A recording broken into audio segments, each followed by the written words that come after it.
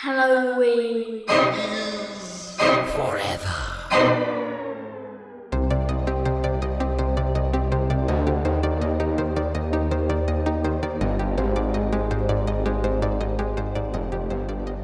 Ooh, buddy Steve, real stinker we got here tonight. You know, coincidentally, I don't know if you share this experience, but when I was a wee lad, I was pretty scared of the dark. Oh, yeah? Were you scared of the dark when you were a kid? I think all kids are for a time. Yeah, I mean, I grew out of it, but then, you know, when I grew up and I saw the electricity bill, now I'm afraid of the light. Oh, God. That's just like... Welcome, boys and ghouls, to a very shitty minisode of Halloween is Forever. I'm Brian. I'm Steve, and you're really setting the pace with that fucking joke. That's just like... Yep. I said, Oof. listen, if that's the effort that I'm going to get out of this movie, that is the effort I'm going to get into this joke. And I was going to do a whole thanks Joe Brandon thing around it, but I was like, you know what? It's too much effort. It's too much effort. It's too much. It's too much you effort. Went too far. Just spit it out. Spit it out. It would have almost resembled something ironically funny to tag it with a thanks, Joe Brandon. Yeah, I don't want this. I don't want you to like it. Guys, for those of you who were not tuned into last week, little recap.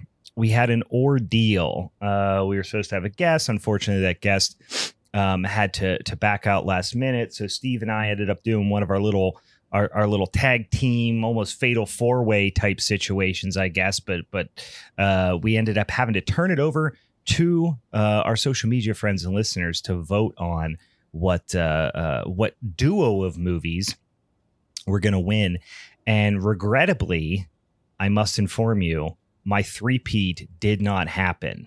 Steve did take the showdown for the month of April. I ate your lunch.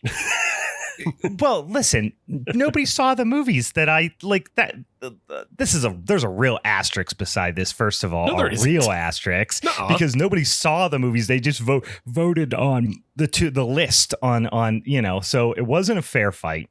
It was I a both fair hands fight. tied behind my back. And then you have the audacity, the sheer lack of class to, after winning this goddamn showdown with a big asterisk beside it, to throw a fucking Uwe Boll movie at me.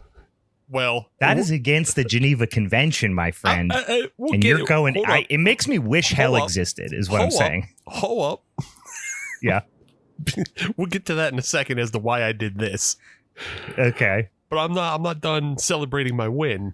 And I just want to Okay. point out that if you go on our Patreon, and as it's known on patreon.com/Halloween is forever, if you sign up, I'll get this out of the way real quick. You sign up, you get extra votes when you get on there, as well as Discord and exclusive podcasts. You get all that. We'll get all that out of the way real quick, because I want to point out that on the Patreon, I got more votes, complete clean sweep on the Patreon, than you did on Instagram. Just wiped you out, including, I want to point out our patron Ed Dexter. He voted for me, obviously, but he wanted to make sure we all knew you had me at Galaxy of Terror.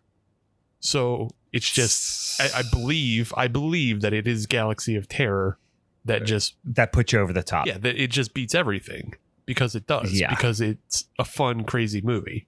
I understand. Yeah. I know Galaxy of Terror got it done for you here. I'm just saying, asterisk. No asterisks. This was fair fight. Yeah, I won. This is a real doping scandal situation here.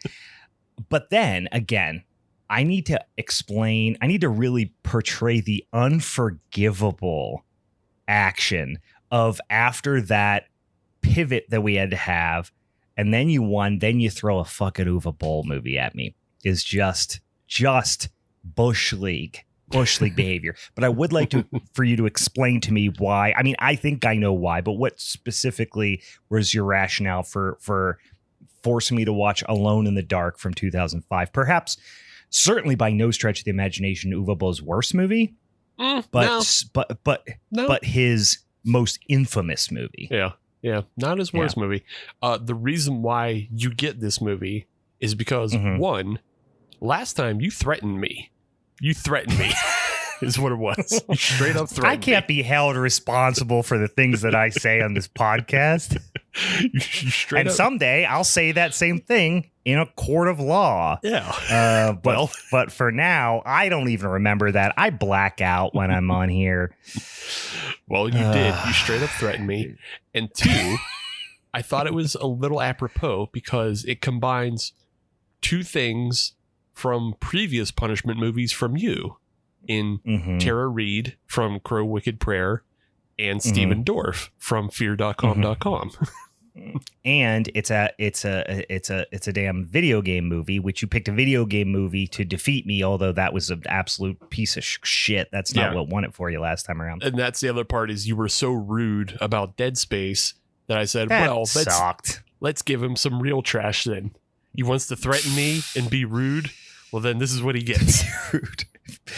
Be rude to this like contrived, shitty edgelord animated bullshit from 2008. And I'm not even knocking animation. I fucking love animation. Perfect Blue is one of my literal favorite movies. I'm an anime, I'm not like an anime, I'm not insane about the anime, but I love, horror anime and like Attack on Titan is one of my fucking favorite things. So I'm not an anti-anime or animation snob. That was just bad animation and bad everything except for fucking Darkwing Duck. There was a movie I remembered that I should have actually probably tried because I don't know if you'd ever seen it or anything. But it's an anime from the 80s or 90s called Lily Cat. And it's basically just the Thing on the Nostromo. Like it's not revolutionary or anything, but it still is pretty good. Yeah. Dan, one of our other friends and Patreon subscribers here in the chat is giving me grief. I'll never live down Halloween Puppy. And you know what? I don't want to. I own Halloween Puppy, aka Magic Puppy, aka the Great Halloween Puppy Adventure, aka a fucking Spooky Puppy or whatever. I will watch that movie every day before I watch Alone in the Dark one more time, because this movie, although it absolutely sucks, it doesn't suck bad enough to be funny most of the time. It just is lazy. Yeah. And unbelievably poorly edited. That's pretty much what it is. Poorly edited, poorly acted. Poorly acted. Awful. Yeah. Poorly written. Yeah. Yeah. Anyway, all right. Before we get into all that bullshit, nonsense, horse crap, we got some stuff we got to do. We got to spin that motherfucking wheel. But before we do that, Steve, what are you drinking on over there? Are you drinking on a little something? I'm drinking a little something, and you'll probably little sip. You'll probably actually like this. You won't be mad about it. Uh-oh. Yeah. All right. Picked it up at J. Orr's, and it's from a collaboration brew. Oh, it's a Dunkelweizen. Yeah, it's on Dunkelweizen from the Von Trapp family and Trogs. Oh, I gotta go pick that sumbitch up. Is that freshy? Is that just released? Because I like both those breweries, especially Von Trapp. I fucking love Von Trapp. Yeah, it is a freshie because it says Best by July. So a little bit yeah. But it's dark wheat ale with maple. Oh, now I fucked it up. Why you gotta put maple in there? You barely taste I was it. good. I was good until it was maple. Just give me a fucking Dunkelweiss. No, it's good. I love a Dunkelweiss. It's not that sweet. It's really good. Okay. Yeah. I love it. I love a Dunkelweiss. I should brew a Dunkelweiss here too. Yeah, that's such an underappreciated beer style and a hard beer style to balance. And so most people make them trash, but I fully expect both those breweries to be able to make that. Oh, yeah. Yeah, this one's super good. I think you'll like it a lot. I, on the other hand, am just drinking what? Here, hold on. See if you can guess, listeners out there, what I'm drinking by this. Oh, yeah. I'm drinking one of them good old-fashioned Colorado Kool-Aids. just a little Coors Banquet tonight. I'll be honest with you. Had a significant amount of beers last night, golfing, and then you'll be pleased to hear this, Steve. I joined a golf league with some friends, but it's not as bougie as it sounds. It's a bar league, and it is the bar that we play for in the league at is the Hungarian home of Elwood City. Oh shit! The old Hunky Club, which is a lot of fun. So I became a member of the Hunky Club, and we drank a whole mess of dang old long necks last night. So I'm just gonna have myself a nice little, nothing too crazy, just a little Coors Banquet. Does the Hunky Club carry anything like interesting as far as beers? Like, do they import stuff, or is it just your fucking VFW drinking? Yeah, it's just VFW drinking. Okay. It's 99% Miller Lights, Coors Lights, Bud Lights, and Michelob Ultra, and a couple Straubs floating around there. You know, couple Two Tree, whiskey and gingers, that sort of thing, and just a cloud of smoke. Everybody's just ripping cigs. I'm sure. We're down. We call it Light Night. It's Miller Lights and Marlboro Lights. You just go down there to the Hunky Club, play some shuffleboard. Anyway, all right, let's get into that son of a bitchin' wheel. Steve, as you bring that up, I'll explain to folks who might be new to this show, or maybe just a little refresher. Who knows? Here's how this works. We put out some tasty, spicy content every Monday of the damn month. But the first Monday of the month, we do what's called a Showdown episode. That's where me, Steve, and a guest each pick a movie that is associated with a particular topic. We argue about it. We vote. Somebody takes home the motherfucking championship for the month.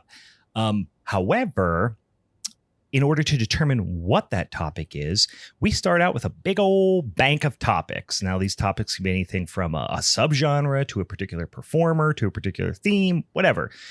We put them all in this big old bank on this big old spinny wheel, and once a month we spin that wheel. We get 3 topics, and then we put them out on the social medias the following week, so our friends and social media followers can pick from those 3 via a poll what they want us to do for that next Showdown episode. So if you want to vote, as Steve said, if you're a Patreon subscriber, you could be in the Discord chat hanging out with us right now, watching this record live. A lot of other cool stuff, including we'll talk about in a second, our Patreon exclusive podcast, but you also get 2 votes on that dang old wheel. But in order to do that, or if maybe you just want to suggest some topics for us to add to the wheel, that's great too. But you got to follow us over on the social medias at Halloween is Forever or at Hallow for all of them. It's at Halloween Forever, but at Twitter it's at Hallow Forever. Anyway, let's spin that son of a bitchin' wheel, and then I'll get back over to letting everybody know how that first Patreon exclusive podcast episode of our new series is going to go, because I'm excited for that. Steve, did you watch that, by the way? I know this is I'm still putting. I had to watch Alone in the Dark. You're gonna like it. You're gonna like it a lot. All right, I bet. let's put that on the back burner. Yeah. All right, what's the spinny wheel for the beautiful month of June? Good God, it didn't even sound right coming out of my mouth. What is our 3 show? Well, let's do first potential showdown topic for the month of June. So the first one is a return of something that we've done in the past. And interesting. Yeah. Right. So the first one is the return of Bigfoot horror. Oh, good God. Yeah. This is a deep topic. This is one that we had our old friend Bigfoot Benjamin, aka Big Top Ben, came on the show to talk about that, because he came on for clowns as well. Bigfoot horror. Good Lord, there's so much Bigfoot horror out there. It's intense. Yeah. So all right, with that in mind, I think if that wins, we'll just ask him back as a guest. Like we might, and it might just turn into a 4-way, because June is our anniversary month. So we just might make it a big show, have Bigfoot Ben back, maybe have another guest. We'll see how it goes. Yeah. If that wins. Yeah. If you want to hear Big Top Ben, aka Bigfoot Ben, back, you should vote for that. I mean, we'll have him back either way. He's on pretty regularly, but all right. Bigfoot horror. What's up next? The second one is a little interesting. I don't know how it's going to fare, but it's best Erie, Indiana episodes. Oh, God. I would love for this to happen because, as you know, I'm a big fan of this show. I I would have a hard time because I've seen every episode a lot of times. Yeah. And there's probably 3 episodes that are in like a first place tie for my favorite. God damn, I love that show. All right, maybe we can get the Erie, Indiana crowd out here. If you haven't seen Erie, Indiana, this is a 90s, kids horror series that wasn't on for too long, but it was really great. Very similar to something like the Goosebumps TV series or Are You Afraid of the Dark? But it was a little bit weirder. It almost was more tried to play itself off as it was like I don't know. I always remember it more as kind of like Pete and Pete meet the X-Files.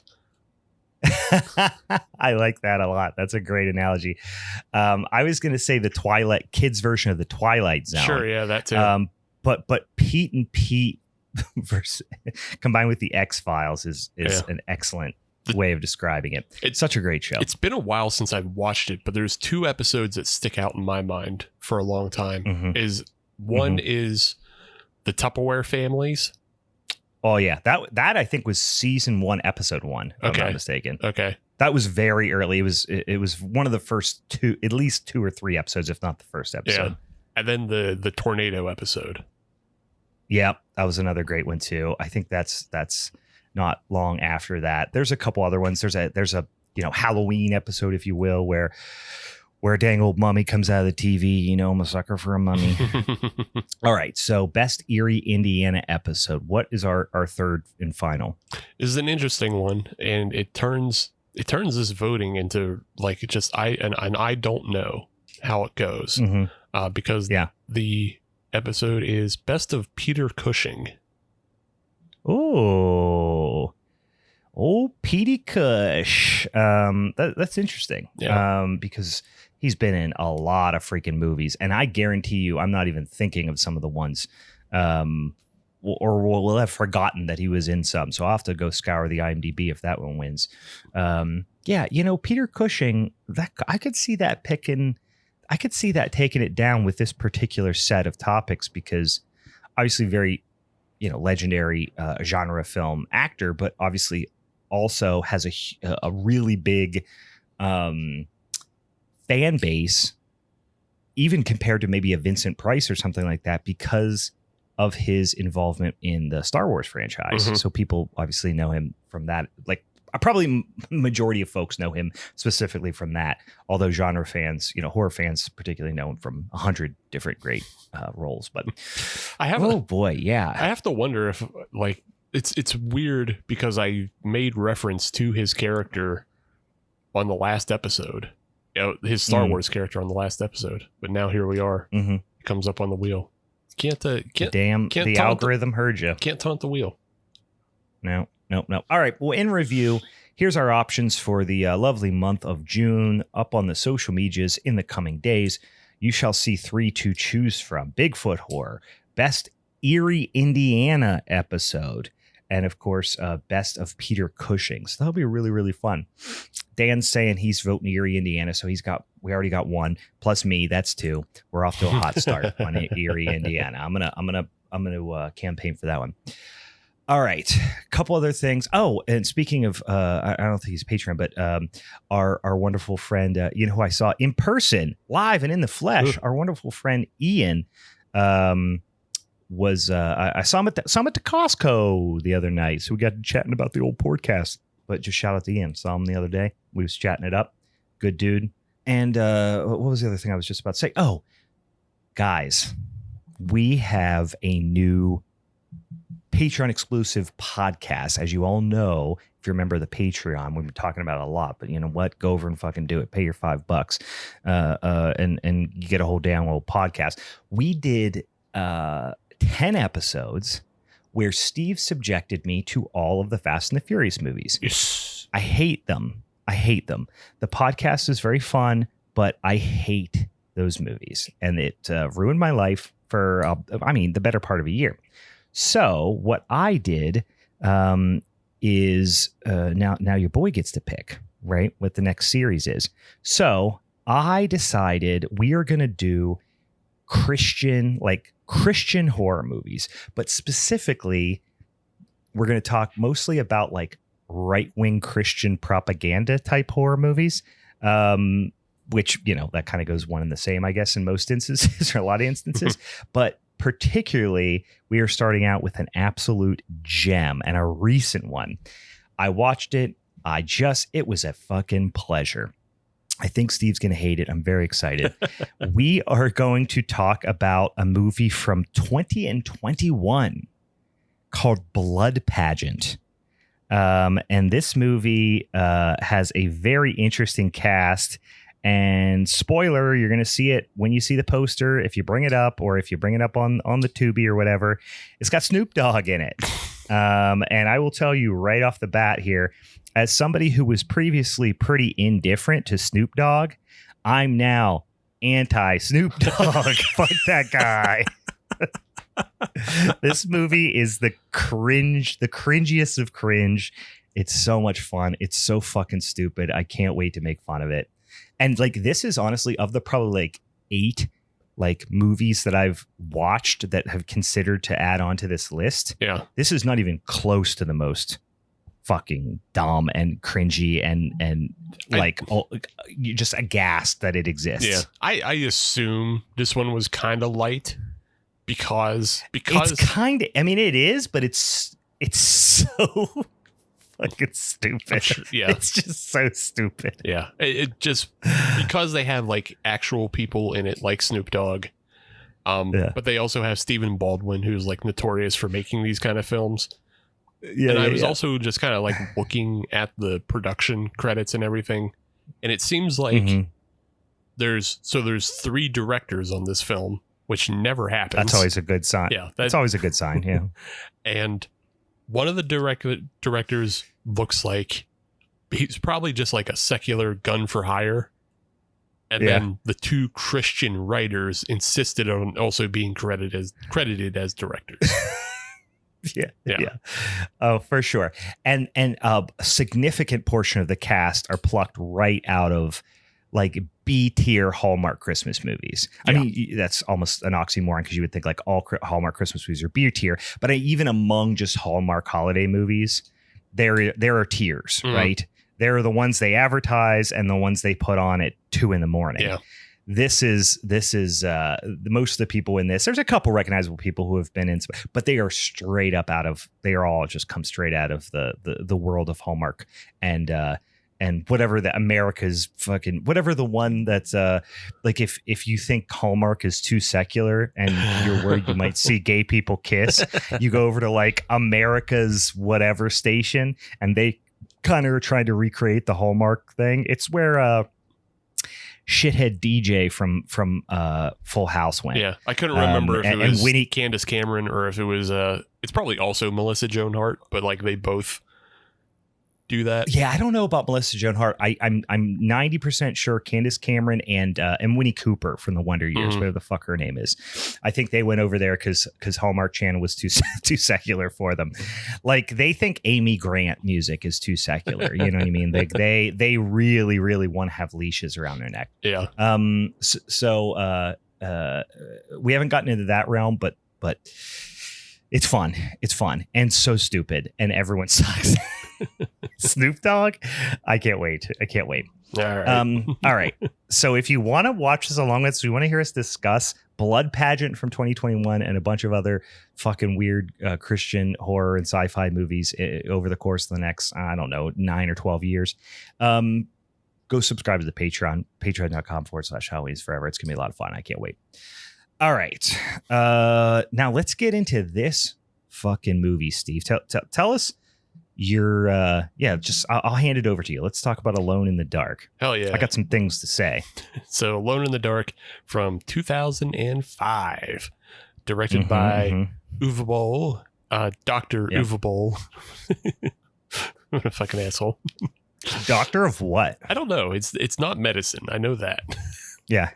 Doctor of money laundering. Yeah. Doctor of like head injuries, possibly. Doctor of CTE. Yeah. Yeah. Yeah. Just not studying it, having it. Yeah, exactly. Noted. Yeah. Well, I mean, it's like the way, comedians and actors get like those honorary degrees. You know, he gets an honorary degree in CTE for having CTE. Yeah, a doctor in being a patient of CD. You've logged the 10,000 hours of being an idiot. Yeah, with brain you're an expert with brain damage. But and also grifting is his other big thing he can do. Yep. This movie comes on the heels of like the House of the Dead series, which like I think that's what really made him infamous. Is like he did the House of the Dead movies. And people were just like, those are so fucking terrible. And then they gave him money again. And it's fascinating. I still don't know the full story, and I don't know if anybody's ever put out a good documentary about it. Maybe somebody has something on like YouTube, like one of those real obsessives put together like a 10-hour documentary on YouTube or something, but I haven't looked to it. But this movie apparently cost $20 million. When I saw that, Steve, everything made sense. Yeah. And I'll get into why at the end, but everything made sense when it said it cost $20 million. And spoiler alert, guys, it ain't on the screen. It ain't on the screen. Like, you have to assume that the city that this was filmed in, it was filmed up in Canada in like Nova Scotia. The city it was filmed in got so many kickbacks from just him just like grifting and whatever. Just like, hey, give me tax breaks so I can pay myself more and I'll kick back some of this money to you. And then the movie goes on to not make $20 million in the box office. Like, can you imagine a film not doing that? But still. This is a money laundering scheme primarily. I believe this movie to be, as is I think a lot of his movies. But yeah, he became famous not only for making really horrible movies, but also video game movies. You mentioned the House of the Dead. But yeah, that he became infamous for making these notable, recognizable titles. So anybody who was a fan of, the Alone in the Dark video game, which came out in maybe a couple years before this, a year before this. So the original, the series goes way back, but I was gonna say because the series goes way back. So like the original game came out in the early 90s and was like it was like a Lovecraftian horror set in a mansion. So it it kind of predates Resident Evil as a Resident Evil type game. Yeah. But this one is directly. It feels like it's supposed to be a sequel to the game that came out in 2001, which was Alone in the Dark: The New Nightmare. And I think it's supposed to be a sequel to that because it has the Tara Reid character in it, even though that character looks nothing like Tara Reid. But I never played the 2001 one. I don't think I've played any of the games, but I've seen plenty of screen grabs and stuff from the old like PC versions of them from the 90s. With a more Victorian kind of theme to it. Right. Yeah. So the one that was released in 2001 was kind of a reboot, and they've rebooted. Maybe not Victorian, maybe like mid 1800s, something like that. Mid to late 1800s. Yeah. I mean, it's supposed to be Lovecraftian, so it's like any of that Gothic era. But yeah, this one was like a modern reboot. And then they modern rebooted it maybe one or two more times. And then they actually just put out a new game this year, I believe. And they have it stars David Harbour. Why do I know that? Oh, is that Art the Clown? No, that's David. That's David Howard Thornton. That's David H. Yeah, I heard David H. And I was like, oh, my ears perked up. No, who's David Harbour? I don't know that name. He's the sheriff on Stranger Things, and he's Hellboy. He was the new Hellboy. Yeah. He was Violent Night, and okay. Yeah. Oh yeah, Santa and Violent Night. Yeah. Yep. So yeah, I think he's the new Edward Carnby currently. But yeah. Gotcha. We're not. What a name, Carnby. I mean, I know that. I'm sure that name went back to Lovecraft. That sounds like a very Lovecraftian protagonist. Carnby. I mean, it's so fucking British, right? But Carnby is just doesn't roll off the tongue. Maybe if you're British, it does, but like Carnby. Like when I see it, I like see the word. I'm like, how do I say that? It's completely like phonetic, like spelling. You just sound it out, but I look at it and my brain's like Carnby. Carnby just doesn't make sense. It doesn't make sense in my brain. It's missing. It feels like it's missing vowels. Like it's either missing vowels or it has one too many consonants because it's so close to just being carny. Like just Edward Carney is so like easy. Yeah. But no, Carnby. You have to do too much mouth movement. I don't like it. Yeah. But those are the games. We're in the movie, and our Edward Carnby in this movie is Christian Slater. Yay. Christian Slater. Yeah. You know what? It's weird because, you know, when I think Christian Slater, I think coke-fueled psychopath. You know what I mean? But he is so subdued in this movie and just bored and doesn't want to be there and just phoned everything in, as does every performance, like as does every person in this movie. But it's never more apparent than when he's doing his voiceover reads for this movie, and it just literally sounds like he got called on in class to read aloud. Like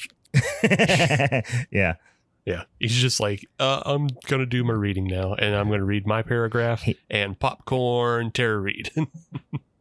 He might as well like have been be reading something about like the Revolutionary War, you know. He's just reading it like it's straight out of a textbook.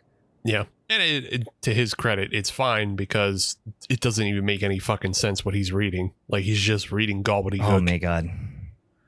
You know it literally from the second this comes on screen and you get the fucking 2-minute text scroll with a voiceover, which I guess I appreciated, but he's reading it to you and I'm like, I didn't follow any of that. I just partially because it was boring and partially because it didn't make any fucking sense.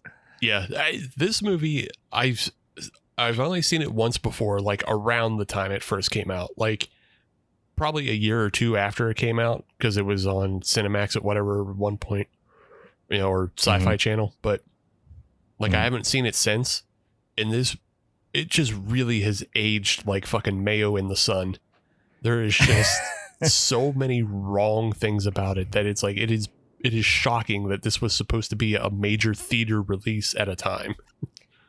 That's the most staggering thing about it. And like, I'll let the cat out of the bag. I've never watched this. I've only ever heard about how bad it is. And I've seen some real fucking stinkers from Uwe Boll. So when people talk about this movie, they think about it as like his most infamous movie. I thought it was going to be unparalleled levels of disgusting horribleness. Yeah. And hilariously bad and all that stuff. And it is bad. Don't get me wrong. It sucks from beginning to end. It doesn't make any sense. But I was actually struck by how, like, I don't want to say the production value is good because it's not, but you could tell they had money to throw around. They just did all the wrong things with it. Yeah.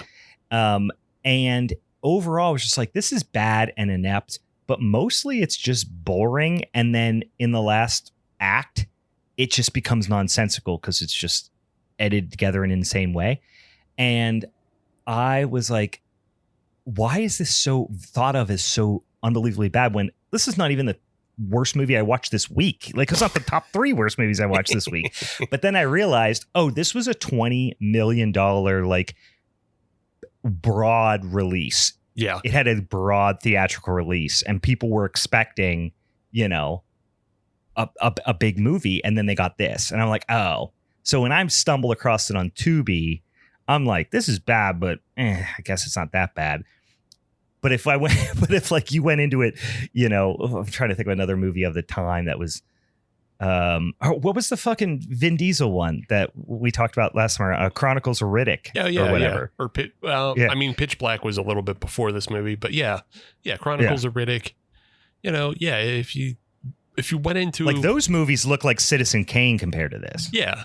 Like if you went into one of those movies and then you thought you were gonna go into this, Okay, Steven Spielberg released his War of the Worlds remake in 2005.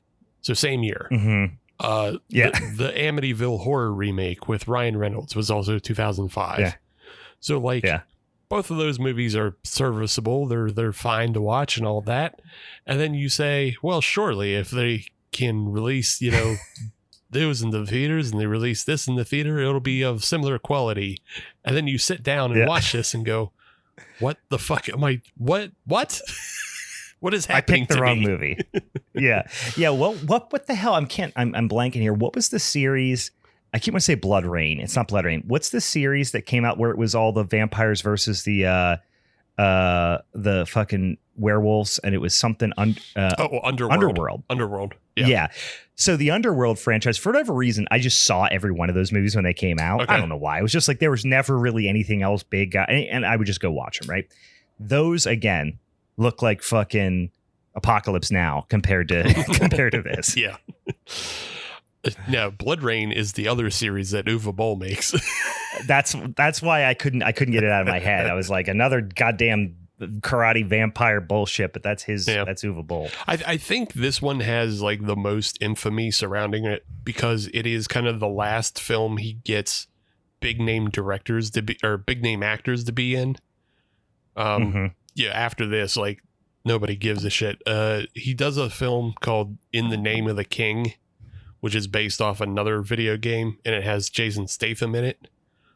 But other than that, he never really works with real actors again for the most part. He gets Stephen Dorff to show up a couple times. He gets the cabbie in this movie to show up in a lot of his movies. Yeah, that guy, it took me a while to figure out who he was, and I eventually did figure out who he was, which I can wait to talk about it till we get to that scene. It's in my notes, but that guy looked so familiar to me, and I was like, who the fuck is that? And then I figured it out. I'll tell you right now, because we actually already mentioned this once. He played the lead, or one of the leads, in one of my favorite episodes of the Goosebumps TV series, which was The Werewolf of Fever Swamp. Okay, yeah. Which was also one of my favorite books in the franchise, or in the series.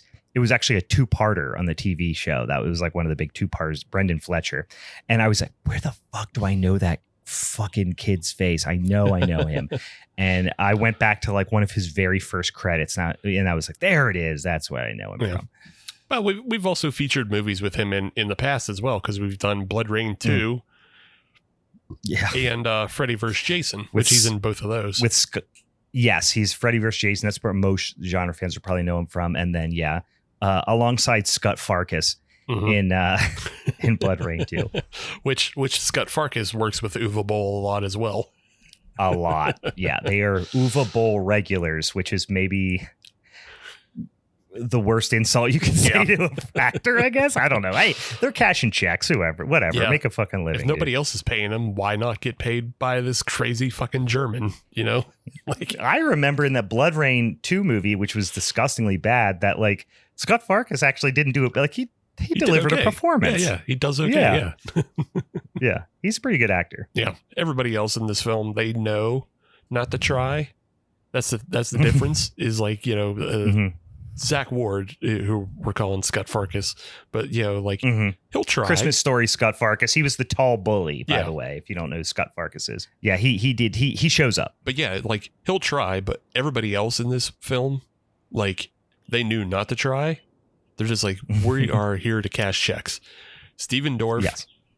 I think he must have been in like film jail for like I want to say he's in film jail for doing Cecil B. Demented, maybe. Oh, okay.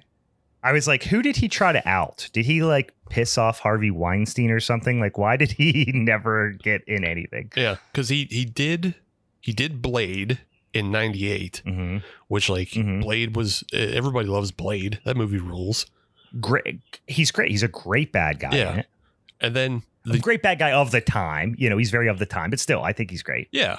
And then he does Cecil B. Demented after that, and just maybe doing that movie, like it just sent him to movie jail, because after that he does fear.com.com, And then he does this. I forgot about fear.com.com. Yeah. And then he does this fucking movie. So like, I'll know. Still one of my favorite bits. Like one of my favorite things ever. Go to the search bar, type in fear.com.com. I don't know why. It always cracks me up. Yeah. http://www.fear.com.com. So yeah, he's in movie jail. Christian Slater's in and out of movie jail. Like, I don't know what he's like. I don't know what he did to somebody. He did something to somebody.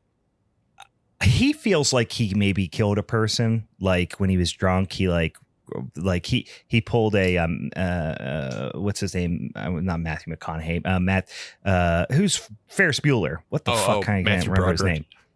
Matthew Broderick. It's like he pulled a Matthew Broderick and was drunk and killed somebody. Sure. Like in his car or something. I could just see that. I could just see that being the reality. I think it's possible he just like called some producer, like fucked his wife or something. It's possible he's just like a wife fucker. Like he just cucked a bunch of people. So like no job, no work for you. You could just tell. Maybe not now. Like, I think he's probably matured a little bit. Who knows? He could be a piece of shit or the nicest guy in the world. But he does seem like a fucking scumbag. Yeah. But like he's had a resurgence lately of like he does like voice work. He plays himself on like Scooby-Doo movies. And he was on that show Mr. Robot. And he was like he's a real good part on Mr. Robot. So I don't know. Yeah, but it seems like he probably also cucks a lot of producers, and that gets him in trouble. That's what I'm guessing. Yeah, it could be. This all sounds very believable. Yeah. It's gospel now to me. Yeah. And then Tara Reid, everybody just figured out she can't act. So. Oh, good God. No, she never could. Never could. Yep. She was of a very particular time frame where everybody was like, wow, like for a hot sec, she was just everyone thought she was the most beautiful woman in the world. I remember when, I don't know why, man, this is like the second time in as many weeks, I think we brought this up, but I remember when National Lampoon's Van Wilder came out, which was kind of a breakout movie for Ryan Reynolds. She was in that.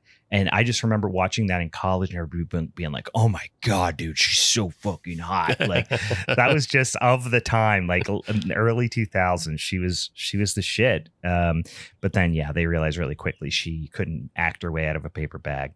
Yeah.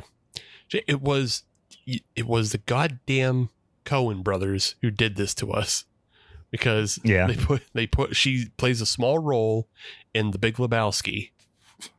And because she had that small role and that clout of being in a Coen Brothers movie, she was able to parlay that into a bunch of other movies. And then by the time people figured out she was a terrible actress, like she just was too much of a known name. She was too much of a sellable commodity. It's fucking. Yeah. It made me so mad that she was in so many things and Jamie Presley was in so few things.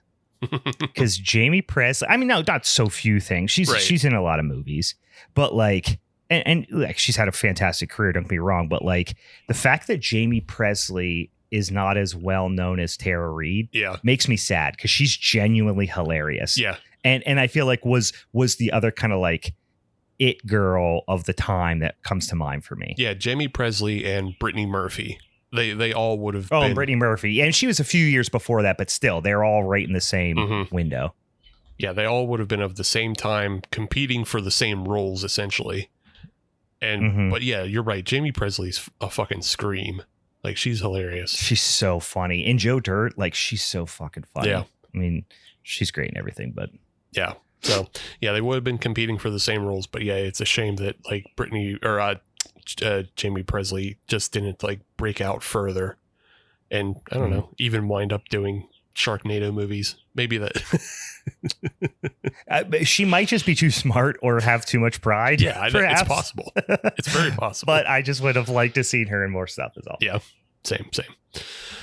So let's shift back to the movie now that we're done dumping on the quote actors.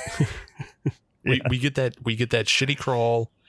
And then we get a scene with just like terrible blocking and acting of like this orphanage, and the kids have gone missing at an orphanage, and it's all a flashback, and it's just the scene sucks and it doesn't make any sense, which is great because you just quickly shift out of it to Christian Slater waking up on an airplane spreading conspiracy theories to a child. Such a bonkers scene. And the whole thing is like a pre-credit sequence that's shot like a trailer. Yeah.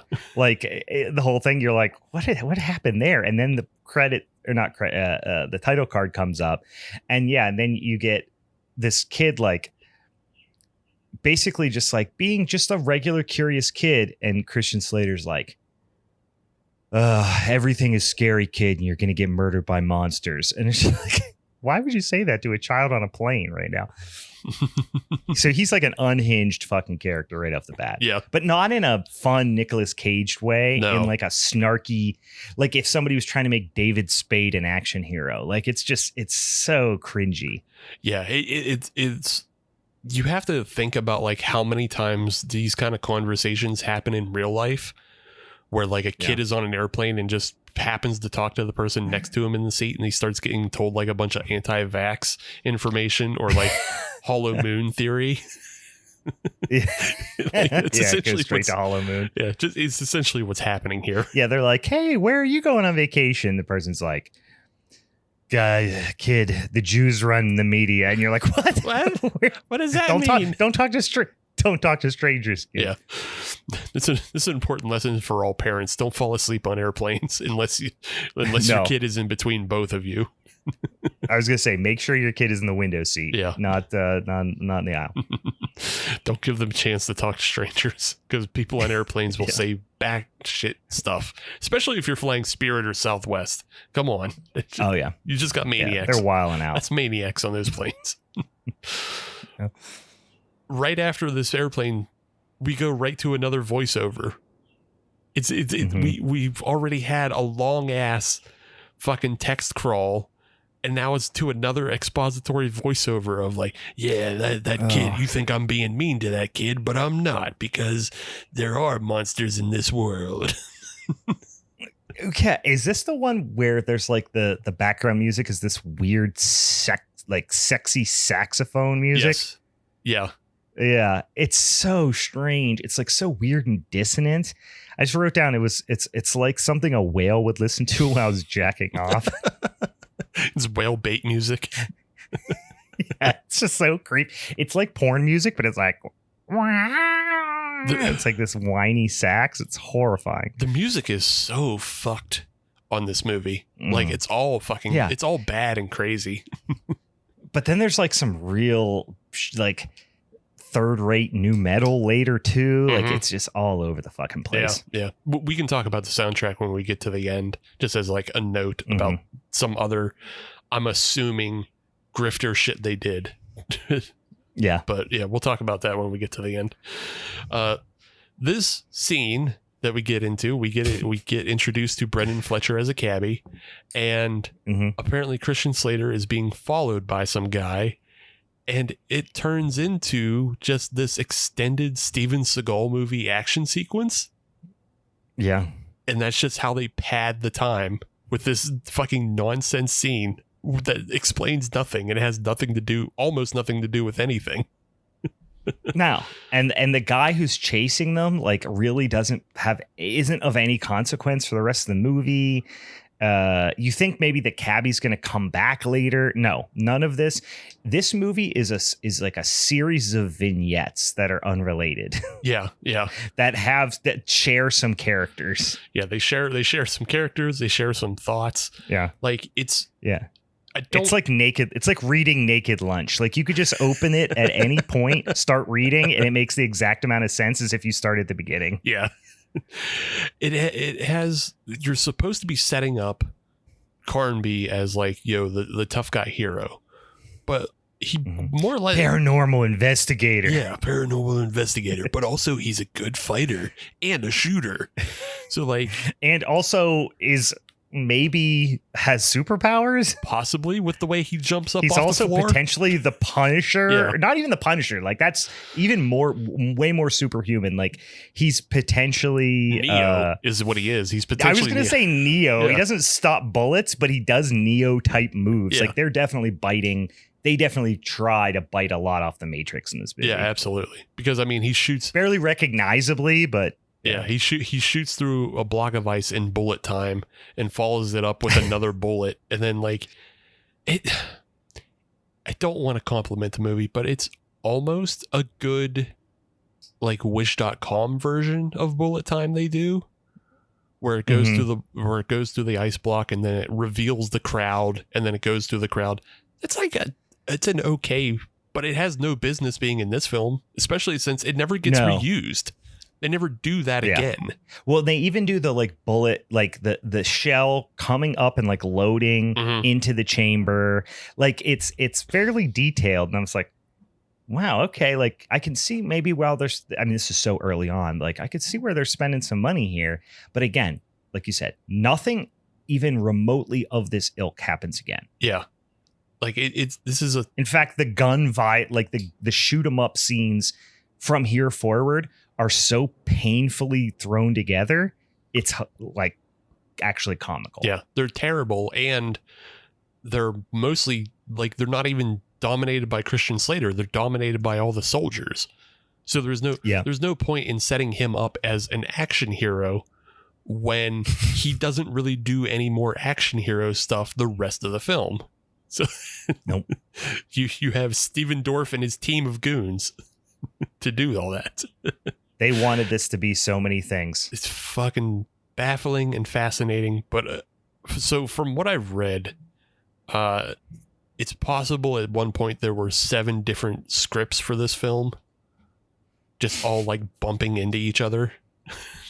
That makes a lot of sense. And then like somebody had all the pages and they were all stacked up, but they weren't stapled, and they were also not numbered. Yeah. And then 2 interns bumped into each other, production assistants bumped into each other, and they were like, you got my script and your script. You got my script and your script. And then they just tried to piece them all back together so they didn't get in trouble. But yeah, it ended up just being shuffled like a deck of cards. Yeah. Or that intern thing did happen. All the pages went everywhere.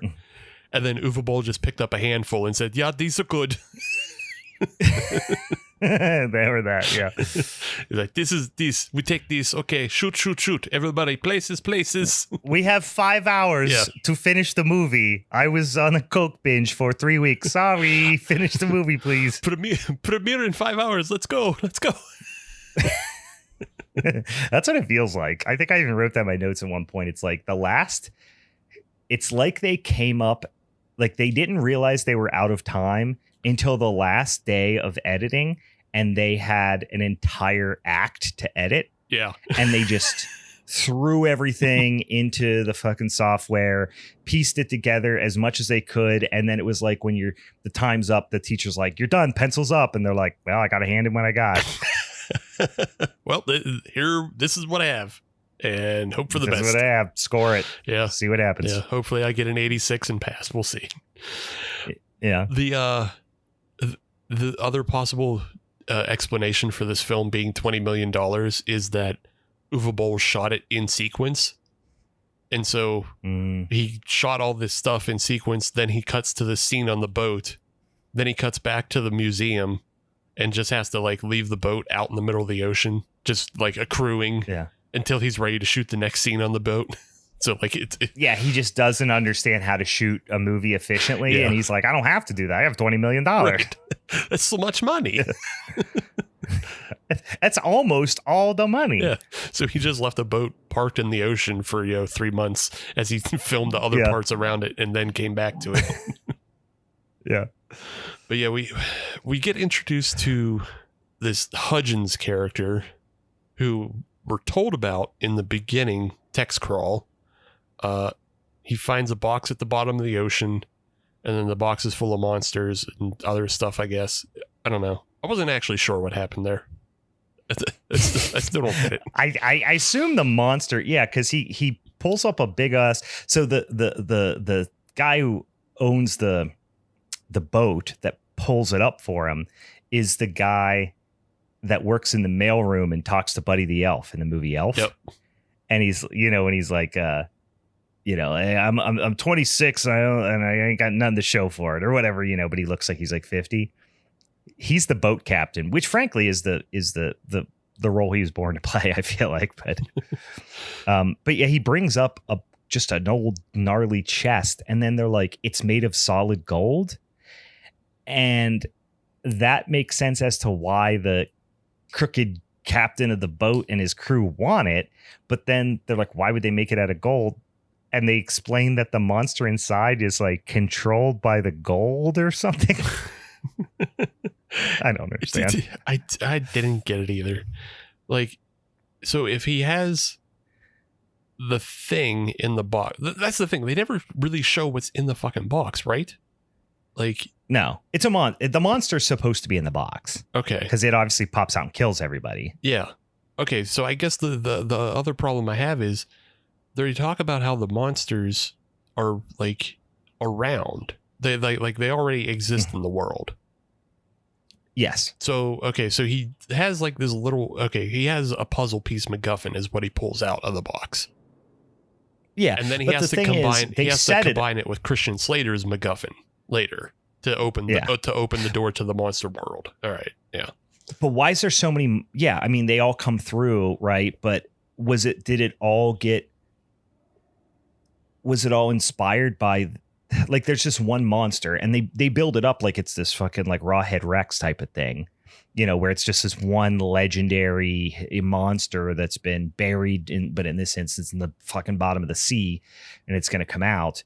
But then later on, there's a shitload of them. Yeah. And they just make it up of like, oh, I know I'm getting way ahead of myself, but the fucking doctor who's having them pull up the chest and ultimately wants to, control the monster. He just frees it and lets it go. But then later on, inexplicably, he can control all the monsters. Yeah. Which I think. But it's never explained. Like, I think they're trying to say that little MacGuffin thing he pulls out of the box controls the monsters. But, like, he's already had experience. Oh, so you think that's what was in the box? Yeah. There's a little tab in the box. And then I think that tab connects to the other tab that's on Christian Slater's desk that lights up when he has his brain aneurysm. Oh, yeah. And then God. I stopped paying attention 90 seconds into this movie. It's so impenetrable. But I think those two were supposed to fit together. It's never shot in a way that makes the most sense, but like those two were supposed to fit together, and that becomes the key to open the door to the monster world. The problem is, this guy has already been working with the monsters because he's the one that infects Christian Slater as a kid with the monster on his spine, and I forgot about that, and like puts it in a bunch of other people, and it just goes, but he also controls those monsters. But like, didn't he control those monsters before? Yeah, but now he really does. Now he has the whole army. Now he super controls. Now they're full on out to do his bidding. Yeah, it sucks, and it's terrible. And then we get introduced to Stephen Dorff, and then his cadre of secret government agents, and a guy that kind of looks like Chris Evans. He also plays Captain America. There's just nobody guy who looks like Chris Evans is hanging out with Stephen Dorff. And then we get introduced to Tara Reid, and Tara Reid does a thing on the phone. She answers the phone, and like there's the person on the phone is like talking over her as she's talking. She is just, I hate to use the pun, but she is phoning it in this scene. I mean, she is like, it's like she's literally staring at the craft service table, like off camera, just like, how many more lines do you just feed them into my ear? I'll say them. I'll repeat them back. And that's it. Her fucking Jersey Mike's arrived. She's got a fucking 6-inch Jimmy John over there, just staring at her, ready to go. You're like, what is the line? Yeah, let's go. Go. I'm hungry. It'd be funny if she was like, hello, are you the monster police? There better be not be any fucking mayo on there. I told you, rat bastards, no mayo. And they just kept it in. I fucking told you no onions. It's in my rider. Even funnier is she covers the receiver so the guy on the other end doesn't hear her. Because she thinks that's what she's talking. Yeah, I like that. We get these flashes of other people, like after Christian Slater has his brain aneurysm, a bunch of the other fucking like orphans that he was with, they get up and just walk out all possessed. So something happened with the unleashing of the monster that also turns something on in their brains. They wander off. Never explained. No. And never comes up again. No, never comes up again. Like, this is where the movie should have started if you wanted to make an interesting paranormal investigation. Like an X-Files. The inciting incident is all these people just leaving their jobs and walking out into the street. That's the cold open of an X-Files episode. Absolutely. It feels a little bit like Prince of Darkness or something. Like you could have went in a lot of directions that it made things infinitely more interesting. But no, they just make it essentially a non sequitur that never comes back around. I feel like someday somebody should write like a Black Mirror episode that is about how this movie got made and like all the insane behind the scenes things that happened that led to the decisions. And then it makes it make sense in like a genius way. Like, because this is just nothing besides time constraints, procrastination or apathy make any of these decisions make sense. Yeah. Because no one's this stupid. Yeah. No, I mean, no one's this stupid, and no one like just actively makes these kind of bad decisions and lets them go. It's the apathy on the part of the actors that just follow through with this stuff.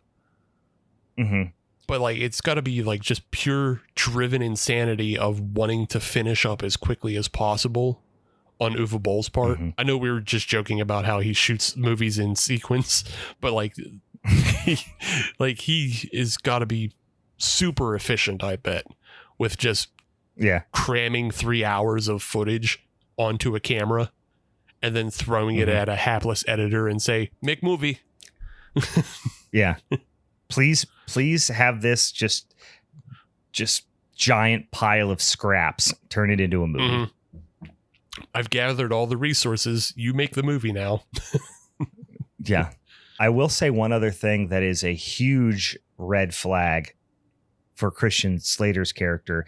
He wears a black tank top, like, for lack of a better term, what people call a beater shirt. He wears a black one, which is the biggest red flag in the world. If you see somebody wearing a non-white version of those types of shirts, which I recently heard someone refer to that as an Italian undershirt. Yeah. Well, the white one's the Italian undershirt. Yeah. Which somebody said it completely non-ironically, like not in a offensive towards Italians way. And it just something made that very funny to me. So, because you just think of like Tony Soprano or whoever, is wearing one and just have like fucking gabagool stains on it. So I wear plenty of black beater shirts all the time. I wear them all the time. But I wear them under actual shirts. An undershirt should be an under. Yeah. But here's my question. And I apologize for going off topic here. Sure. Why worry if they're colored? Oh, like if you're wearing them under things. Well, for me, it's just because I'm also wearing a black shirt. So like if it gets pulled up, if like my regular black shirt gets pulled up, there's just another black shirt underneath it. Oh, I understand. Okay. All right. Fair enough. I think about wearing undershirts under like, when you wear like a dress shirt. You're right. Yeah. You know what I mean? Yeah. Yeah. Which in that instance, you would just want it to be white because you don't want it to show through a white or light colored dress shirt or whatever. Right. Yeah. Anyway, fashion corner. We don't need to go any further down that. But yeah, just for whatever reason, somebody just wearing a black undershirt just under like a duster jacket. You're just like, yeah, now that's red flag behavior, because yeah, that's rough. He's made a choice that he needs his arms to be free when the jacket comes off. And he can't be encumbered, and he wants to be as cool as, like, physically as cool as possible, because if he wears a regular shirt under the duster jacket, he might overheat, but he needs a sleeveless shirt underneath. It's important. Yeah, it's important for flexibility. Where the fuck are we at in this movie? Just, he visits people, he visits the home again, and then he contacts the Dr. Fish that we made mention of. And Dr. Fish has a little bit of more info for him. And then he goes and visits Tara Reid, right? Mm-hmm. Yeah. And so, which I like a lot. Yeah. I really like a lot. So, like, when he visits Tara Reid at the museum, you have this, like, instance of, like, she throws, like, the worst fucking punch I've ever seen. Yeah. To fucking punch him. Yeah. But, like, they have this pre-established, romantic link, which I think you're supposed to pull from the game that we mentioned that came out in 2001. Okay. Yeah, I have no fucking idea. He just walks up and he's like, "Hey, Doc, how's it going?" And she's like, "Oh, wow." Yeah. And it, like, almost makes that exact noise. He's like, "Oh, baby, those punches are so sexy." And she's like, what'd she say? She's like, "Oh, that's for not calling me for 6 months," or something. They're just like so desperate to try to make him like a badass, womanizing, black undershirt wearing, cool guy. Yeah. But if you describe yourself as a paranormal investigator, you can't be anything cool, right? I think, as much as I like ghosts and stuff, there's nothing cool about that. He's definitely was like the prototype for like the Zach Baggins type character. Oh God, yes. Like the you know what? That's so poignant, because the black undershirt just turned into an Affliction shirt. Yeah. So, like, before this, or Ed Hardy or whatever he used to wear. Yeah, before this, like, there was that the ghost hunting taps show, and like, it was just like some schlubby dudes from PA, and they wore like they're always from like the greater Philly area. Yeah. You know what I mean? Yeah. Like, not Philly proper. They're from like, Delco or like Montgomery County or Chester County, Bucks County, or out by the King of Prussia Mall. Like, they're but they're from that side of the state, as we call it. Yeah, but they're not taking themselves too seriously. No. They're just doing their thing. But they were like, blue collar dudes who just like they had like windbreakers with their name on the back of it. They weren't doing fashion is the big part. Windbreakers with their. Yeah, they weren't trying to position themselves as like sex symbols. They were just like, "Hey, we're just regular guys. We're just into this dorky shit." Yeah. But then you have Zach Baggins come along, and he just turns everything into like the douchebag. AK, what I used to refer to as Dildo Baggins. Because he's the biggest dildo in the world. Yeah. He literally just, if nobody's watched his show, which was it called? It was called... I think it's called Ghost Adventures. Is that right? Yeah, and I think he might have even had multiple shows. Yeah. But all it is him approaching... You know how you see that like douchebag out at like a bar that just like is always trying to fight everybody? He's just walking up going like, "We got a problem, bro? Were you looking at my girlfriend? What's up, bro?" Like, he does that, but to ghosts. Yeah. He just tries to fight ghosts. He's the Chris Angel of ghost hunting. He's just always trying to fight everybody. Yeah. So yeah, I have to assume this incarnation of Edward Carnby was inspiration for Zach Baggins. I could see that. Can I throw out my favorite line from the sequence? Because you're seeing Tara Reid in all her glory here. Mm-hmm. There's nothing funnier than Tara Reid trying to sound like an intelligent scientist. Oh God, yeah. At one point, she says something about different countries and like these, whatever. I got all these different specimens from this country and this country and this country. And she tries to say Newfoundland, but she says Newfoundland. And they just kept it in. Which is so funny because, again, they're filming this in Nova Scotia. So, like, it's right in the same kind of area that, like, they're obviously throwing Newfoundland in there as, like, a thing for, you know, to tie it. It's just like a bolster for Canada. Like, you know, Canada mentioned, yay. Yeah. Newfoundland, like it has the upward inflection like on the found too, which is like the one word you should be like basically shortening or it's cramming in between there. That one cracked me up. Did you happen to notice how it seems like a lot of her dialogue in not just this scene, but a lot of her dialogue is ADR'd anyway? Yeah, it's weird. It's like either I took it as one of two things. Either she was just mumbling and you know, and just didn't care, or she was like, I'm going to do one take and fuck yourself. Yeah. And then she just botched it or whatever. And they were like, that's all right. We got to get her out of here. So like, let's just fix it later. My sandwich. Yeah. She's got Jimmy John's over there on the table and she's pissed off. She did one take thinking that was good enough. But then, like, they re-reviewed her contract, and they're like, well, you are still contracted for ADR, so you have to do at least one more take. and they made her go to the recording studio and do ADR. Yeah, and they were like, that's better than having her on the set here. Because she's pissed off because someone put onions on her tuna sandwich. Yeah. There's a line in this scene, and I think it's ADR'd or lifted from later in the movie, in which Christian Slater presents his half of the MacGuffin, and she's like analyzing it and everything, and then she goes, "It's Akbari," and just the way she says it is just like it's flat, but also you can just hear from the volume of the space in the way the line is delivered. Just in the audio, you can hear it's not from when that scene happens.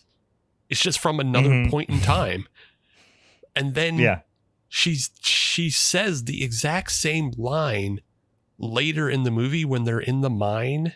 And I was like, did they just cut that piece from there and paste it back in front just to have this? I could see that. Because it's the same. Just to remind the audience. Yeah, it's the same reading of the line of just her going, it's Akbari. It's Akbari. It's just like, what the fuck are you doing? Yeah, she's a pull string doll now. That's how she speaks, like a pull string doll. we need our pull. There's a snake in my boot. we need our blonde scientist to identify is this Akbari or not. Tara, is this Akbari? They say Tara because they forget her name in the movie. Tara, is this Akbari? That's Akbari. We finally see the monster in this scene. The lights start to flicker as they fuck around with the MacGuffin, and the security guard we were introduced to earlier gets fucking stabbed in the back of the head by the alien. It's just the alien. Like, it's the alien with predator powers. It turns invisible as well. Yeah, but they try to make it like it runs on all fours a little bit. Like, it's a little bit more like canine or feline, maybe, you know, because it's a little bit more animalistic in that sense, but it sucks. I mean, it just looks like a video game at best. And even in the dark, it sucks. Yeah. You know, because they mostly keep it in the dark, which, you know, we've talked about before. You can get away with some shitty CGI if you make things dark and wet, and it still looks bad in the dark. Yeah. Yeah. And I love this. I didn't even realize this when I watched it, but then I went back and watched like a YouTube video, you know, about it to see if there's anything really funny I missed.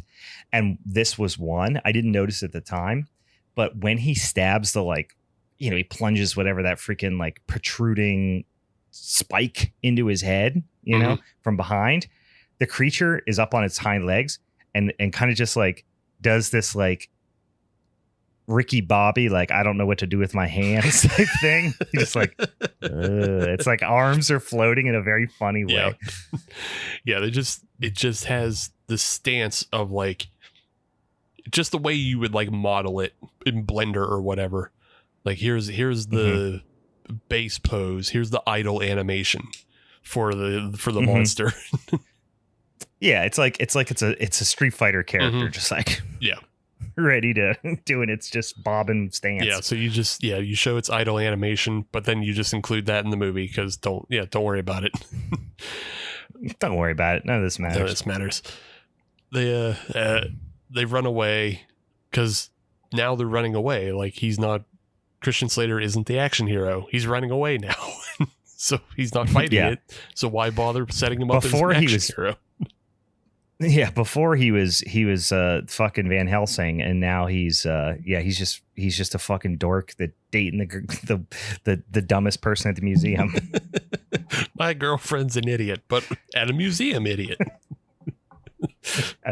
Compared to all the museum people, she's still an idiot. Stephen Dorff shows up and saves the day, I guess. That's the running theme in the movie. Yeah. When the creature shows up, Stephen Dorff and all his goons just explode through the windows. Right, yeah. Every time. Yeah, they are just literally seconds behind them at all times, which makes you like, yeah. I don't know if that's good or bad. Like, are they like their response time is better than the police, but still they're also just behind. So I don't know, Yeah. Yeah. I guess it's good. As far as government agencies go, I guess it's good. Yeah. I was going to say good in terms of, yes, if it was real, but it's not. As a movie, it's the dumbest device ever. Yeah. Every time the bad guys show up, freaking Christian Slater does nothing. And then just people swing in through the windows and start firing machine guns at it. That's it. Which they never seem effective because. No, completely worthless. It feels, I know this is stupid because obviously you can't see bullets, but it seems like they're firing. It seems like they're not firing guns at all. It seems like it's CGI muzzle flash. But even if you look beside that, it feels like they're just firing blanks randomly in random directions. Yeah, you can't see the bullets except for when you can, because in a couple scenes, but especially that one scene, they are apparently all firing tracer rounds, which I think they do set that up. The tracer rounds thing. I mean, I was just about to say that. You see it in the dark, and they were really hyped on this effect, but boy, did it look like shit. And it's not so much that they're tracer rounds, but they actually like give it a fucking and I think it happens in this next scene coming up where Christian Slater goes to the lab and is talking to... Oh, they're not tracer rounds. They got little fucking Christmas lights on them. Basically, so the whole setup here is the creatures can't stand light. Yeah. Right? That's their whole thing. They're fucking they're the most badass fucking creatures. You can't kill them. You can blast them 100 times with these fucking high powered assault rifles. Never gonna hurt them. But light, they are fucked when any light happens. So they've got rounds that have some sort of like not infrared, but like ultraviolet technology or whatever. And he holds one up, and it just looks like a round with a fucking LED Christmas on it, light, like an LED Christmas light on it. Yeah, I forgot about that. So they do set up as to why you can see the bullets. So it's not as bad, but it is stupid because he calls it, he's like, it's a photon accelerated, jacketed. And it's like, none of that fucking... That doesn't make any sense. Like, it's just no, that sounds like literally the sci-fi jargon in Ghostbusters makes 1,000 times more sense. Like, I mean, at least a particle accelerator is a thing. That, I mean, it doesn't work like the Ghostbusters pack, but then just like saying a photon accelerated jacketed bullet is just like, you're just saying fucking science words to like. You're just saying gobbledygook. Yeah. You're doing Ghostbusters for dum-dums. Quit it. Did we talk about the random karate fight between two non-characters yet? I have a note about that, but I think that's much later in the movie. Is that later? Yeah. Okay, because these shootout scenes all blend together for me. Yeah, the shootout scenes all blend together. But no, I know what you're talking about. Because it is so noticeably and like funny out of nowhere. Yeah. I was cracking up with them. But yeah, so Christian Slater goes to the lab of the bureau. Oh, they're still in the museum. Yeah. Because that happens in his quote unquote apartment. Right. His Gothic cathedral apartment, which looks like a bank, a bank lobby with dirt floors. It's his apartment. He both lives in opulence and squalor at the same time. He does. How is that building not condemned? How are he has squatters' rights over the largest building in New York? Yeah. But yeah, he gets his light up bullet, and then he also gets explained to him. He gets shown that there's some sort of parasite bug that lives on their spines, and then they discover, he has that same thing in him, but then his is dead. Oh, so something happened. It's basically what JFK Jr. or whatever his name Robert just came out in the news. He said RFK, not JFK Jr. RFK Jr. was like, I got a dead worm in my brain. They found worms in my brain and it's dead. And that's what my brain made the worms gay. Did she? Somebody posted it on Twitter and I didn't believe it. And they posted a screenshot of RFK saying that he'll eat 5 more worms and take on Trump in the debates. I was like, that's not real.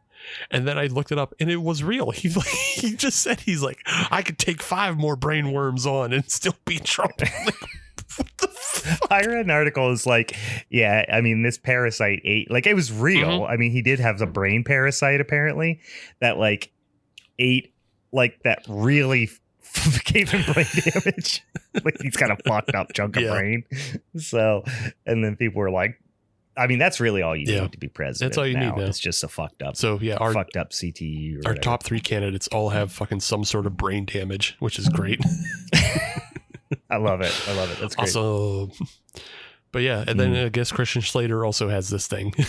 He also has, but he killed his because he said he got electrocuted as a kid, which was that. I forgot about that. He touched an electric fence as a kid and it killed his fucking spine worm. Well, we get that it's in the very beginning of the film where there's a kid sitting inside of a junction box or a transformer, but nothing happens to that kid. So it just looks like he's hiding in there, but you're like, why is he hiding in there? And then later on they explain, of course, he got electrocuted. Why didn't you show him get electrocuted? We just had to make that connection. Yeah, you have to make that connection. You explain you fucking spoon feed everything else, but you make us figure this out that was him. And that, I mean, it's not that hard, but it doesn't sound hard to make that connection. But when you're so checked out of the movie, it becomes difficult to make that connection. This movie does the worst version of spoon feeding. And you know how sometimes parents will trick kids. I'm sure you've seen videos on Instagram and stuff where they'll hold up a piece of pizza or something to a kid and they'll open their mouth and then the parent takes that chance to trick them into eating mush peas or whatever. They're sure. Yeah, I gotcha. Because whatever. This movie seems to do the opposite of it holds the important information, the things you want to see. And it holds that up for you and you're like, oh, you're going to explain this? And then it's no. And gives you the dumbest unexplained shit ever and gives you scenes 2 random people fighting for no reason or just the way he kills his friend to just he doesn't do any investigation because all those orphans find him and then he just kills them. Oh yeah. So you're not going to give us something where they take the parasites off their spines. No, we're just going to indiscriminately kill all those people. They're dead, and he got electrocuted. Yeah. End of story. End of story. We'll wrap that up. Don't worry about it. There's this little scene, and I don't know what they're trying to do here. So the guy who looks like Chris Evans seems like he has motives of his own, and he has this inexplicable scene. He walks up to, he just goes to this guy who's sitting at a console. He's at a sci-fi console And he's like, do you have the reports on the activity? And the guy's just like, well, there's been no activity, so I don't have any data. So you don't have the data. And then that guy just walks away. And as he's walking away, the guy at the console, he's like, yeah, leave me alone. Like, and it's the most nonsense scene to include. Yeah. Because it doesn't make any sense, and it has no payoff. It has no meaning.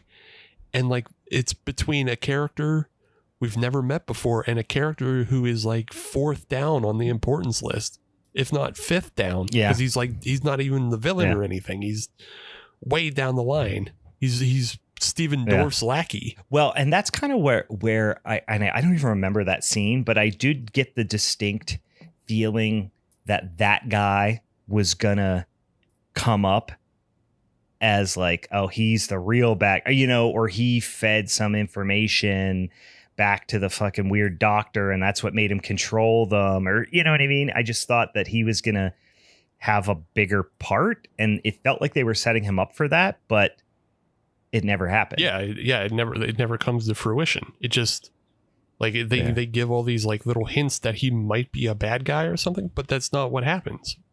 Because Fish is like the Dr. Fish, like he does get eventually possessed, but it's not by that guy. I totally thought it was going to be that guy who like reveals himself. Yeah, I thought there was going to be an inside, mole in the fucking, what do they call it? The 977, or I don't remember, something, whatever the fucking secret government agency that investigates paranormal shit is. Yeah, what the fuck ever. But no, we don't get that. But yeah, we can move on to, Christian Slater's in his home, and Tara Reid also shows up at his giant dilapidated warehouse house. It's like an apartment too, which makes even less sense because it has like 12-foot ceilings and like just they're higher. It's like 18-foot fucking ceilings. It doesn't make any sense. But he also has like chain link fences set up inside his house as well.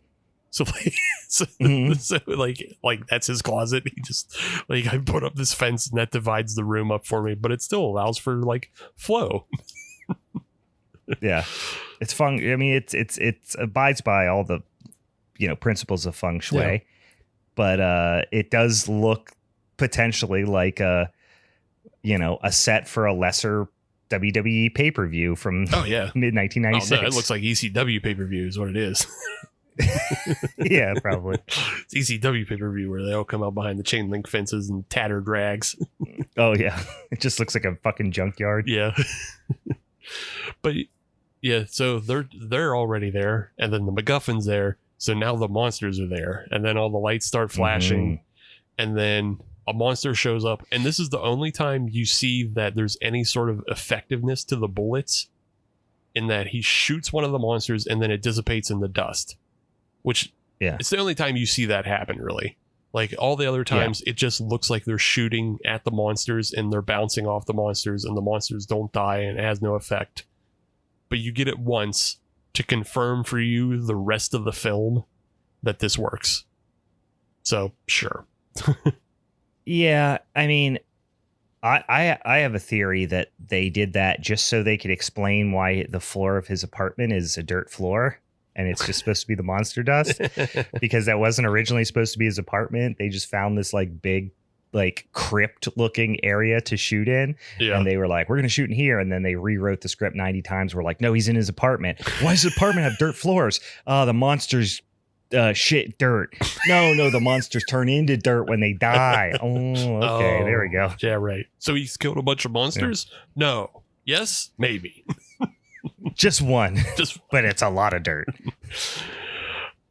And then this is where we get the most annoying, gross action scene that like you've ever seen, but it feels very video gamey.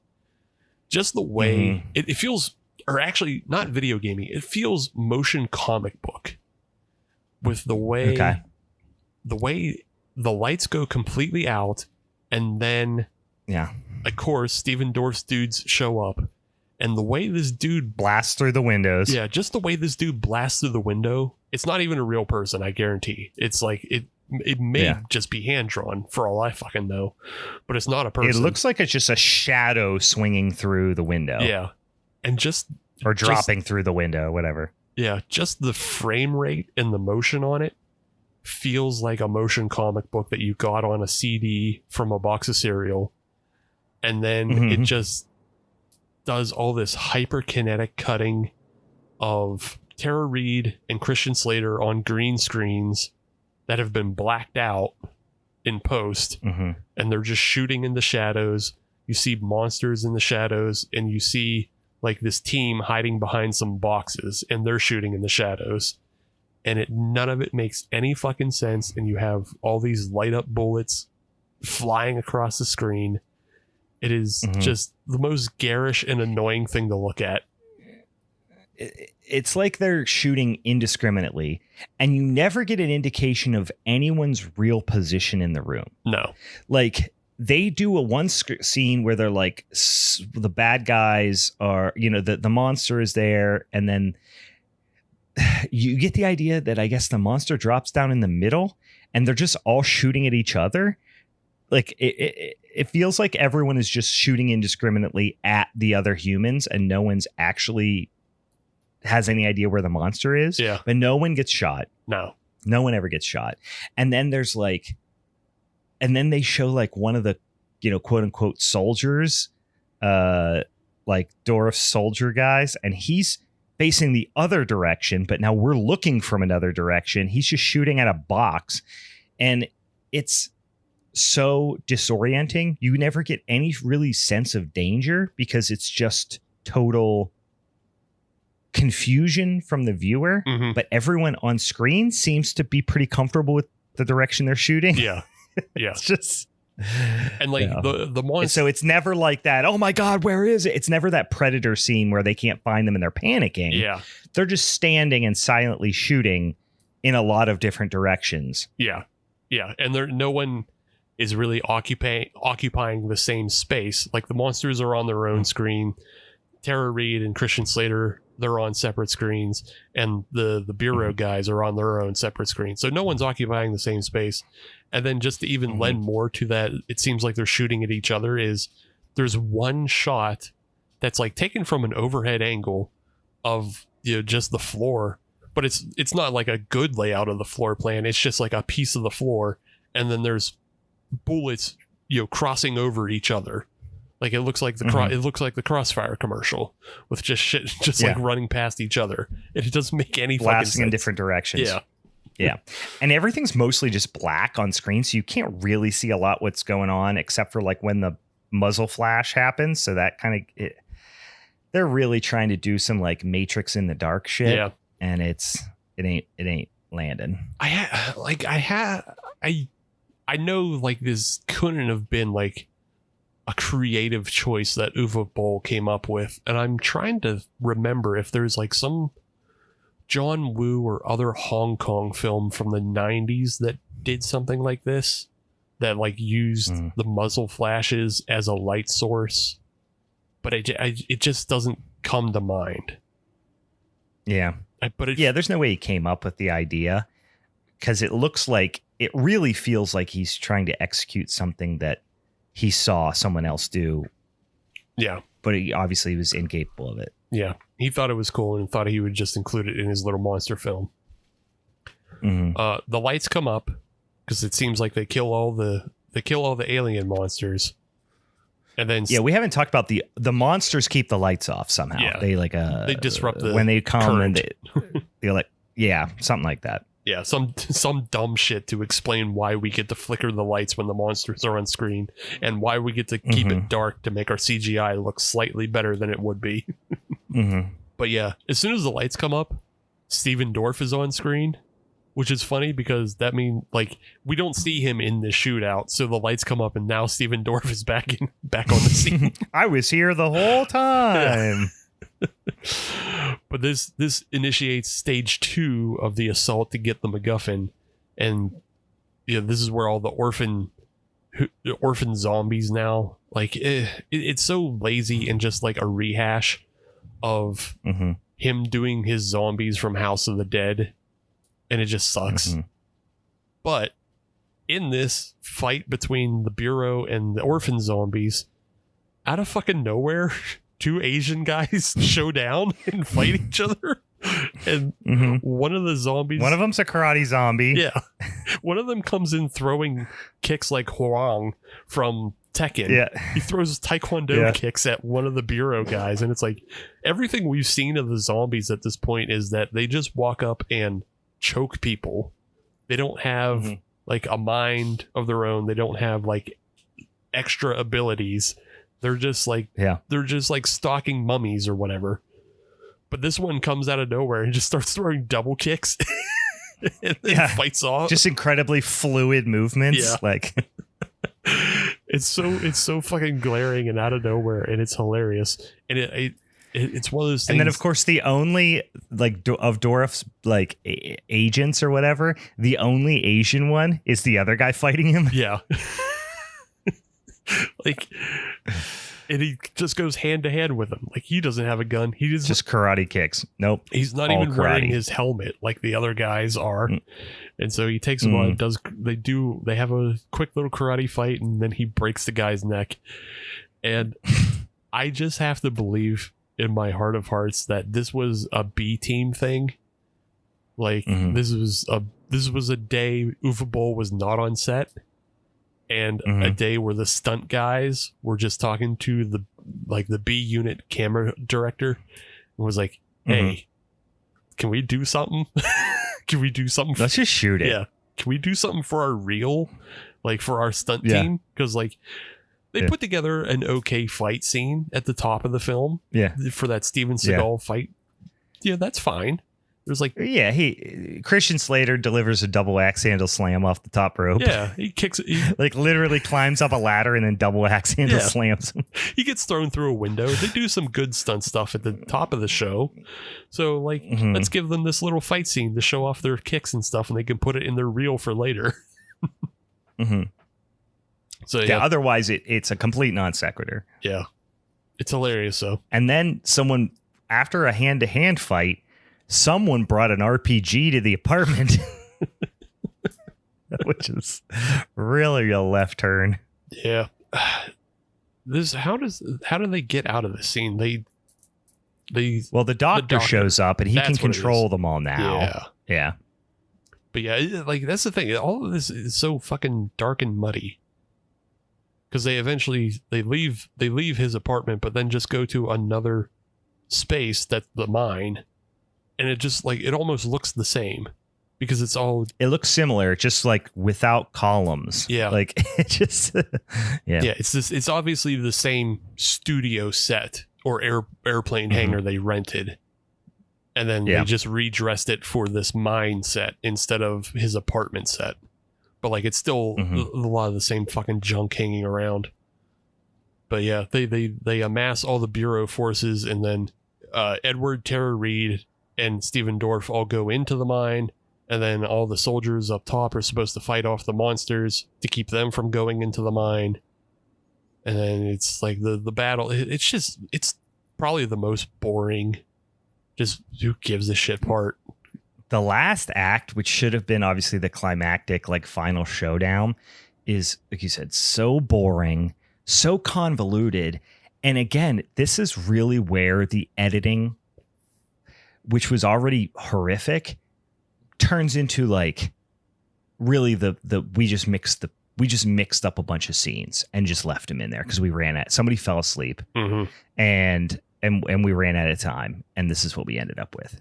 Yeah, there's this extended interaction with this soldier named Turner, in which he is yelled at by every other officer on the scene. He gets yelled at by Stephen Dorff. He gets yelled at by Dorff's underling, and probably gets yelled at by a couple other people about getting the generator on.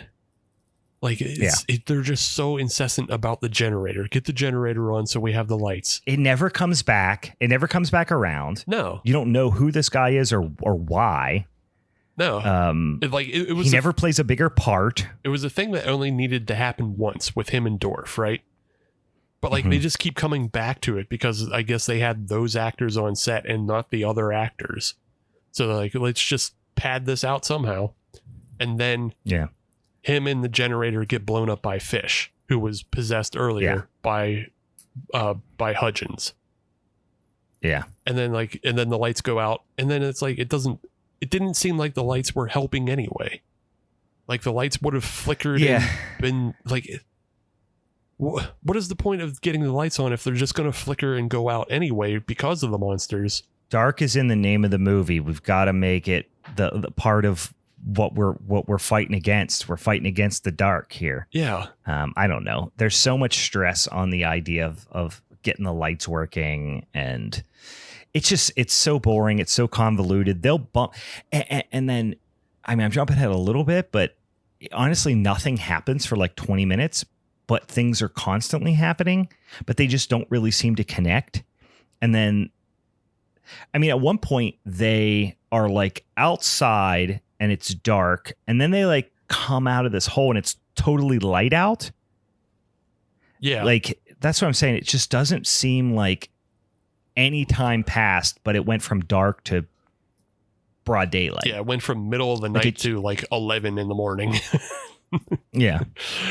And that is just like the most egregious part, but that also happens at the very end, and it also makes it very stupid because okay, if there were like let's backtrack a second to get there. Yeah. So they discover in the mine is also a lab, and that lab was run by Hudgens. But we, as an audience, already know this. We already know Hudgens was experimenting on kids. That was in the text crawl. There is literally no reveal here. Like, they act like it's a big reveal, but we were literally told it, like you said in the intro. We were told it, and then we were shown again that Edward Carnby had that little monster in him. So he was obviously experimented on, just like we were told. And then there's like this... like supposed to, they're all finding out things we've known for 2 hours. Exactly. We are 2 hours ahead of the cast, and it's really Stephen Dorff finding out about it, because even Edward Carnby knows that he was experimented on and has a little monster in him. But then he fucking Stephen Dorff finds a bunch of beds, and one of the beds has Carnby's name on it, and he goes, "Carnby, you gotta see this." And then Christian Slater comes over and has like flashbacks. It's like, what are you flashing back to? You already knew this, dummy. Yeah. It would have made more sense. It would have been, yeah, my bed. Yeah. That's my bed. Yeah, let's move. Also, why would a guy who like experiments on children and like treats them like shit and keeps them in a fucking dungeon put little personalized nameplates on all the beds? Yeah. I don't know. Yeah. I mean, I know that's like literally the last thing I should be worried about right now, but it's just so silly. Yeah, it should just be like number 4402. You know, like that's your experiment name. Go to your bed, experiment 442. Yeah, they are not people to him. They are test subjects. Yeah. Then they go deeper into the lab, and then they find that the lab opens up into the mine proper. And then they find there's a door, and the door has gold on it, but it looks like shit. And then there's a relief for a key to go into, but that's also poorly fucking made. And then the doctor shows up, and he's like, haha, I have the key now, and I'm going to go through the door to release the monsters. And everyone, including Carnby, is so torn on whether they should or should not go in the door. Yeah. And it changes from scene to scene. Not even from scene to scene, from frame to frame. Yeah. It's like, I'm going to go in there. Don't go in there. All right, fine, I won't go in there. And then Fish is like, I'm going to go in there. Like, don't you go in there. You're like, you were just about to go in there. Give him the stick. Don't give him the stick. Don't give him the stick. Oh. So, yeah, the funniest part about this is like there's this relief for where the key is supposed to go into. And when Hudgens gets the key, he goes to put it in, and Stephen Dorff throws a knife and kills him. But the moment before the knife is in him, he's holding the key in the door. But then because the relief wasn't made deep enough for the prop, like they can't hold the key, can't hold itself in the door is what it is. So it's just like not in the door. It's just like it's one of those doofy little editing mistakes of like Yeah. the key should be in the door at that point. It's not. And it's just like it's in, it's out, it's in, it's out. Yeah. Yeah. That's what I said. It's like it's the very much like, are we going to go in the door? Are we not going to go in the door? Do you want to go in the door? No, you don't want to go in the door, but now you do want to go in the door. Oh man, it just drags. It just drags. It feels like this sequence is 15 minutes fucking long. It's probably longer actually, but it's so terrible and just poorly put together. Even when Hudgens introduces himself into the scene, he introduces himself by way of headshotting a rando that we actually haven't seen. I stopped writing things down at this point, but yes, I forgot he just headshots that guy. Yeah. Like there's just a guy who's like, no one of consequence. No, he's never had a speaking line or anything. He's just there to get shot so the other three don't get shot. Mm-hmm. Then he opens the door and then we're introduced to just like a gross, dark, disgusting After Effects, like it's just black effect. And then there's some monsters crawling around in the dark. It doesn't matter. It doesn't look impressive. It's not cool. It just they decide they're going to blow it up. But this is where it's stupid, is that the bomb apparently doesn't work right. But nobody just checks their watch, because if they check their watch, they know it's daytime. So they have a little bit of time to set a proper bomb and properly close off this entire cave, because the monsters aren't going to come out right now. It's daytime. Right. It's daytime. Yeah. They don't know this, apparently. This has all been lost. And then even when they go to... So I'm jumping ahead a little bit here, Sure. But yeah, they could have used the daylight to their advantage at this point, but they seem to be unaware that it is daytime. Yeah. Yeah, they absolutely should have just been using the daylight to their advantage. They just would have known that they had the time to set a proper bomb and like truly cave it in. But Stephen Dorff does this whole thing of like, oh, I have to do a sacrifice. There's also another door. There's another big fucking door that closes off the temple door. Yeah. But instead, he's got to stay behind and martyr himself to set off the bomb. Yeah. Except for he doesn't martyr himself, which is also... No, he doesn't. He survives. That's stupid on Stephen Dorff's part, too. Because if he martyred himself, that would have been less days on this film. That would have been less work for him. No, he survives. And they even show like the whole like mine just fill with fire. Yeah. And then he's good. Doesn't really seem to be in that bad of shape. He's pretty unscathed. Yeah. I don't know why his decision was like, no, I have to live. Unless unless maybe like the video game company was like, hey, don't kill him. We might use him in a game or something. Yeah. He's too big of a character. Yeah. Here's the other part, because we're at the end here, is there's a voiceover where Christian Slater explains that they've explained. No. I'm sorry. It was before the voiceover. They've explained that the city has been evacuated. Yeah, it was a little text crawl. 8:45 a.m. Yeah. City evacuated. Yeah. But then afterwards, when they do crawl up and it's broad daylight, he is there's like another voice. There's a voiceover where it seems that he is suggesting heavily that everyone was dead. Yeah.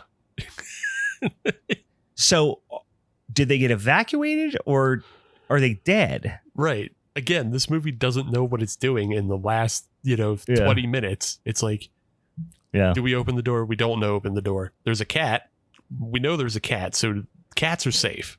So it might just be cats are safe. It might just be a Christian rapture, because cats aren't Christian. Oh, that's what it feels like. It feels very Left Behind. Yeah. Like the only thing would be worse, there's just a bunch of shoes around. Actually, you know what it felt like a lot to me was Night of the Comet a little bit, where it's just like they're just broad daylight, just sitting there, but nobody's around, and there's no indication of any people. It's not like there's corpses around or really that much chaos, There's like one Toyota sitting out in the middle of the road that has its door open. So it's, I don't know, man. I think they wanted to suggest that everybody died, but then they maybe somebody told them, hey, don't do that. Just say it's evacuated. Because like obviously the evacuated title is put in later. And that's just like a little one like shot of the street, and it's a text scroll, or not a text scroll, but just a little footer. Yeah. But yeah, they're just wandering around empty Nova Scotia, and then fucking out of nowhere, it's also implied that the monsters somehow survive in the daylight now.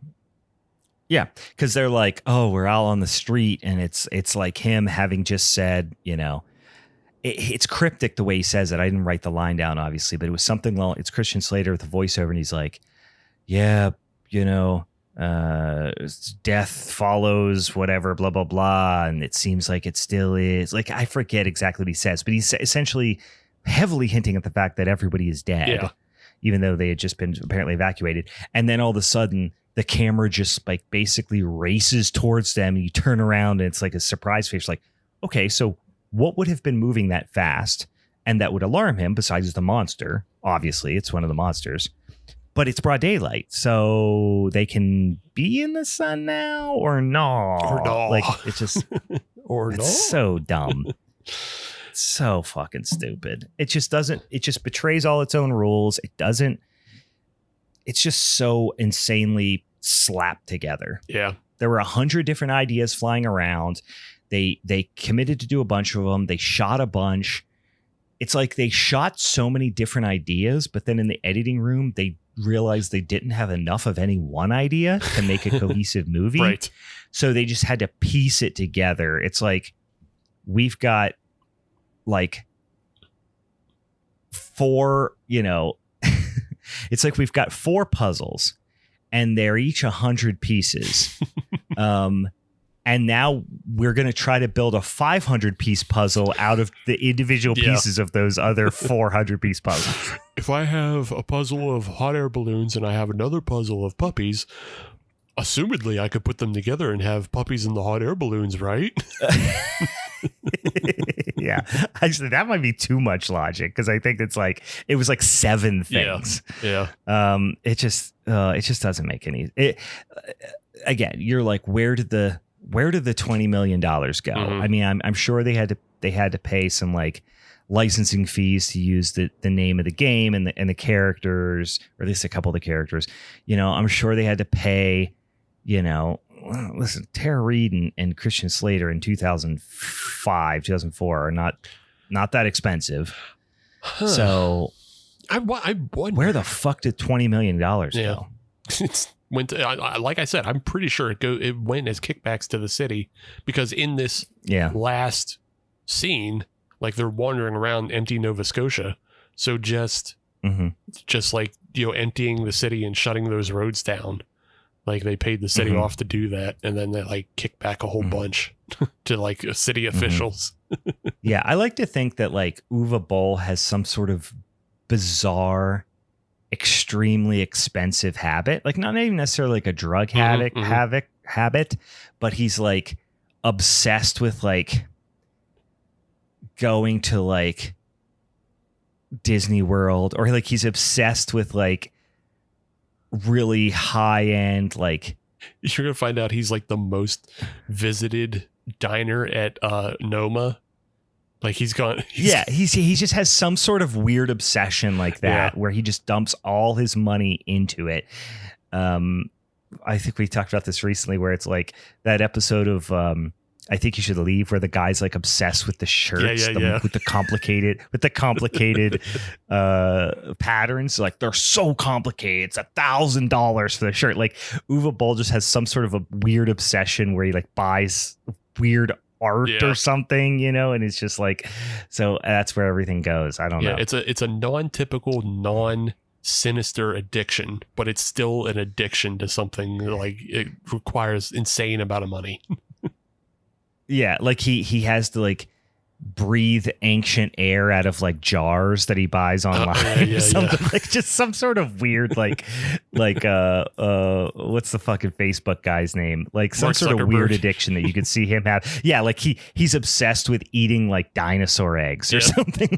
like Mark Zuckerberg only breathes oxygen collected at the top of Everest. So yeah, exactly. Maybe we'll never know. Or like I said, I would love to, at some point us just get one of those like obsessive YouTube sleuths to put together an insane documentary of like all the wild shit Uwe Boll was doing behind the scenes and spending his money on. But like what I want is the paper trail. I don't want just like a 10-hour speculative. I want the Panama Papers of Uwe Boll's career. Of like, I want the receipts. I want to see, what he was doing. He was paying Tara Reid to like rub his feet or something. You know what I mean? And he had to pay her like $10,000 a day just to do that for like years and years and years. I could see him having a foot addiction. That would make sense. He seems like that kind of. But I could also see him having like a really massive like train set that he keeps in a bunker that only he has access to. So. Or he's like, we don't know this, but he's like the unofficial mayor of Burning Man. Like he's super obsessed with going to Burning Man, and he like builds a little like town for himself. He changes his name to Bollywood to go to Burning Man. So this is a bad movie. I think it's really bad, but it's almost a bad movie for people who. So when people say like this is the worst movie ever made. Like I saw a bunch of articles about it. People, this is a bad movie for people who aren't used to watching extremely bad movies. Like I said, this is not even top 3 worst movies I've watched this week. But those movies that I'm talking about didn't cost $20 million and get a wide, theatrical release. Exactly. So I get it. But this is the worst movie ever made for normies. But like, for people who are like deep into it, we've seen. The hundreds of movies that are fucking worse than this, but this is still an awful bait and switch, cynical piece of garbage, and it's not even like you said, it's not even his worst film, but it's like no, not even close. It's it is terrible on its own. Yeah, this isn't like Birdemic bad at all. You know what I mean? Not at all. Do you want a fun little piece of trivia? Yeah, I sure do. Okay, so there's a sequel to this movie, and it's not directed by Uwe Boll, but it is, I believe it is still under his production company, so he's still a producer on it. But they don't have the money to bring back Christian Slater for it, so they hire an actor by the name of Rick Yoon, and Rick Yoon you'll remember as Johnny Tran from the first Fast and the Furious film. As the bad guy. Oh, yeah. Interesting.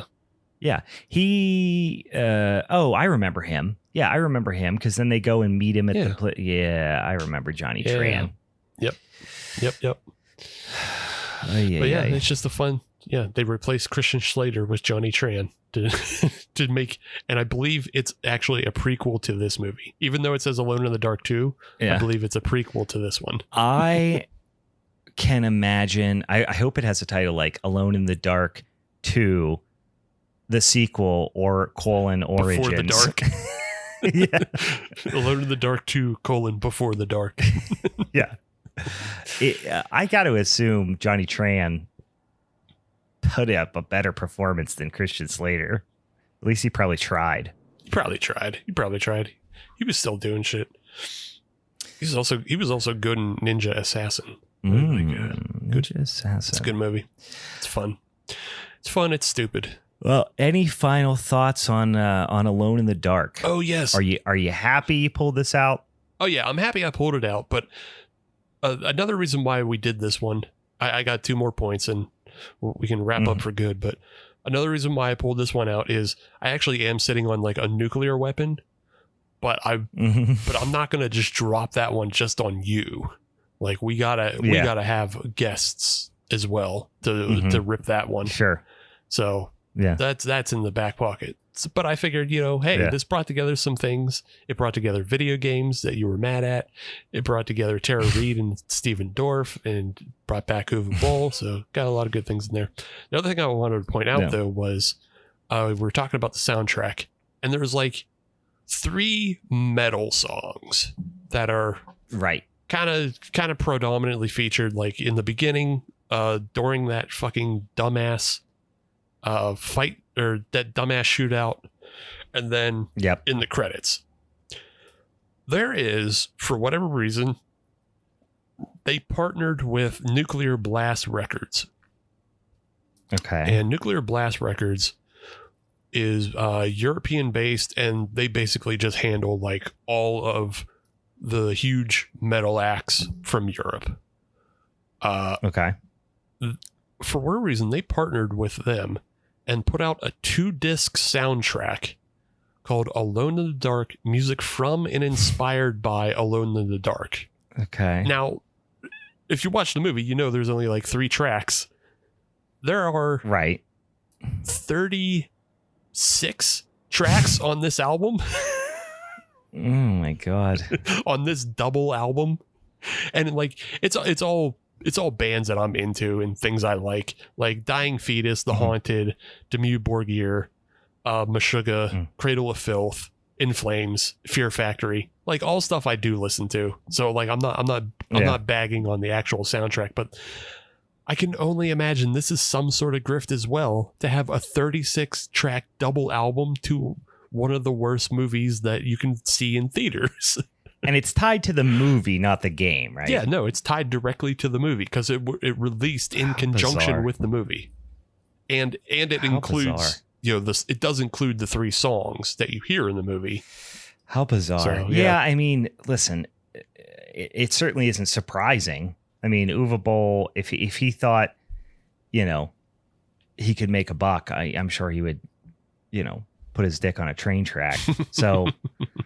He could or especially put somebody else's dick on the train tracks, which is ultimately, I'm sure, what this was. He probably, I can only imagine the shit he talked people into to be a part of this. Yeah, he just knows he's effective in getting things done, but also he just does them badly. He just Grifter. Rushes to do his homework. Yeah, Grifter's gonna grift. The whole thing feels so. Like, obviously the shabbily put together last act just feels like they were up against the clock. I mean, that's like the ultimate shitbag move, is just to procrastinate or put stuff off, whatever, until you're under such an insane time crunch that you're just fucked. And I just see him doing something like that. It just feels like he was like, we got 3 weeks, whatever. I'm going to Vegas for a fucking week-long Coke binge. See you later. Something like that. Yeah. Yeah. Yep. Definitely something you can see happening on this project. And just like, even though the last act is so slapdash together, that first act with the Steven Seagal chase and fight scene is also nonsensical because it doesn't fit the rest of the movie.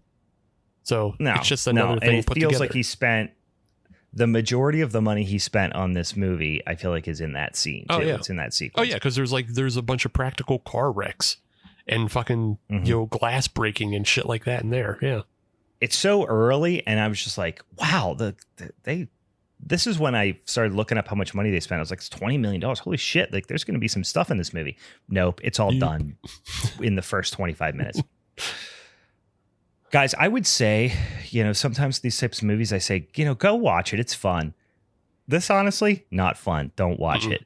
Yeah, if you have watched it, you can laugh along with us. If you haven't watched it, probably not worth it. I can't imagine a scenario where this is worth it. Just go watch a YouTube video about the movie and, make sure Uwe Boll doesn't get the, 25 cents he gets every time somebody streams it on Tubi or whatever. Yeah. I would say skim it, like maybe watch it at double speed. And then you can see like some of the stunt work, and then you can see the parts that we talked about. Like when the fucking Taekwondo zombie shows up for no reason. Like, that's kind of funny. Yeah. I feel like you can see that on YouTube, though. Yeah. You know what I mean? Yeah. It's just, it's trash. It's absolute trash. Certainly don't try to pay attention to it. Don't be like, I got to sit down and follow the plot because it's nonsensical. But just some of the silliness, maybe skim it, or like I said, watch a highlight reel of dumb scenes on YouTube. But guys, that was Alone in the Dark from 2005. What a piece of shit. Yay. Don't forget, check out this week on the social medias. Check out our feed our stories on Instagram, and then we'll put out a poll on the Twitter as well, so you can vote between Bigfoot horror, best Erie, Indiana episode, or best of Peter Cushing, and we'll announce that next week. And then the week after that, we'll pick our topics. We'll talk about the guests. We'll do all that fun stuff. And then, if you got any Minisode topics that you suggest, always feel free to send them our way. Occasionally, we'll do one that's suggested to us in the DMs or whatever. So, anything else, Steve? Anything else we should mention? Nope, that's it. Good. Go check us if you're as excited as me about all these fucking weird Christian horror movies. Go check us out on patreon.com/Halloween is Forever. $5 a month, you get a bunch of cool stuff, including that bonus one, which are always like 3 hours long. And it's just us talking about really dumb shit. Yeah. So, all right, boys and ghouls, for the Halloween is Forever crew, I'm Brian. And I'm Steve. All right, see ya. Bye. Bye-bye. Fine, bye.